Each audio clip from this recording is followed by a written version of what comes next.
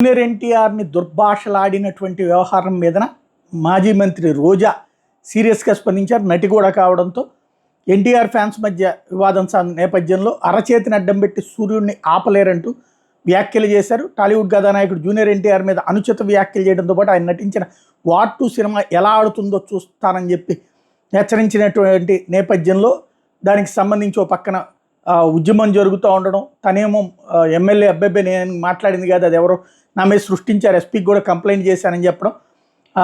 ఈ నేపథ్యంలో ఇవేమైనా ఈవీఎంలు అనుకున్నారా మార్చేసి మోసం చేయడానికి, సినిమాలు ఆడనివ్వబోమని హెచ్చరించడానికి వీళ్ళెవరు? పెద్ద ఎన్టీఆర్ అభిమానులు, చిన్న ఎన్టీఆర్ అభిమానులు అందరూ కూడా చిన్న ఎన్టీఆర్ సినిమాలు చూస్తారు.